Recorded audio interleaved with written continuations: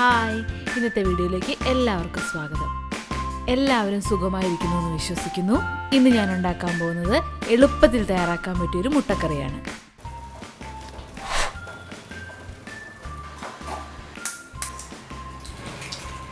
അതിനായി ഞാനിവിടെ 4 മുട്ട പുഴുങ്ങി വെച്ചിട്ടുണ്ട്.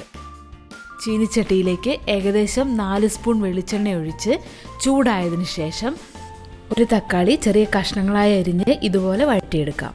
തക്കാളി നന്നായി വഴണ്ടതിന് ശേഷം 2 സ്പൂൺ മല്ലിപ്പൊടി, 1 spoon Kashmiri chilli powder, 1/2 spoon മഞ്ഞൾപ്പൊടി, അതിനുശേഷം മസാലക്കൂട്ടുകളായ 1/2 സ്പൂൺ പെരിഞ്ജീരകം, 1 ഗ്രാമ്പൂ, 1 ഏലക്ക, കറുകപ്പട്ടയുടെ പകുതിയില. ഇവയെല്ലാം ഇതുപോലെ മൂപ്പിച്ചെടുത്തതിന് ശേഷം നമുക്ക് അരയ്ക്കുന്നതിന് വേണ്ടി മാറ്റിവെക്കാം. ഇനി പാനിലേക്ക് ഏകദേശം 3 സ്പൂൺ വെളിച്ചെണ്ണ ഒഴിച്ച് ചൂടായതിനു ശേഷം 5 ചതച്ച വെളുത്തുള്ളി, 2 പച്ചമുളക്, 2 സവാള ചെറുതായി അരിഞ്ഞതും ചേർത്ത് ഏകദേശം 2-3 മിനിറ്റ് വഴറ്റി കൊടുക്കാം. ഇനി ഇതിൽ 1/2 സ്പൂൺ ഉപ്പിട്ട് കൊടുത്തതിന് ശേഷം ഉള്ളി നല്ല ബ്രൗൺ കളറാകുന്നത് വരെ വഴറ്റി കൊടുക്കാം.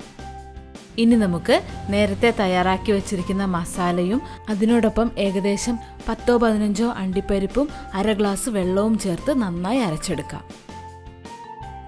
ഇപ്പോൾ സവാള നന്നായി വഴണ്ടു വന്നിട്ടുണ്ട്. ഇനി ഇതിലേക്ക് അരച്ചു വെച്ച കൂട്ടും 1/2 ഗ്ലാസ് വെള്ളവും ചേർത്ത് കുഴമ്പ് രൂപത്തിലാകുന്നത് വരെ നന്നായി ഇളക്കി കൊടുക്കാം.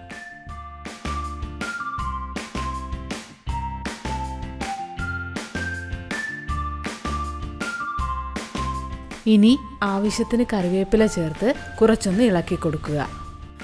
അതുപോലെ തന്നെ പാകത്തിന് ഉപ്പും കൂടി ചേർത്ത് നന്നായി ഇളക്കി കൊടുക്കുക.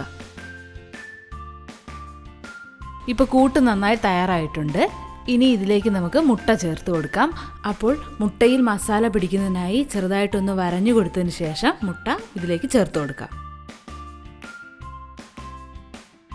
ഇനി മുട്ടയിൽ മസാല പിടിക്കുന്നതിന് വേണ്ടി നമുക്ക് കുറച്ചു നേരം മുട്ടയൊന്ന് ഇളക്കി കൊടുക്കാം.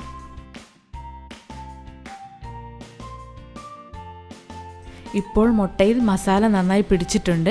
ഇനി ഇതൊരു പ്ലേറ്റിലേക്ക് മാറ്റാം.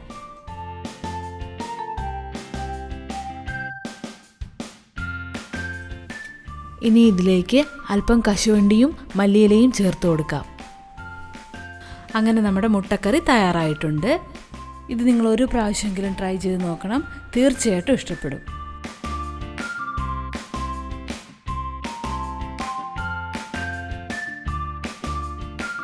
അപ്പോൾ ഇനി പുതിയൊരു വീഡിയോയുമായി കാണുന്നത് വരെ ബൈ.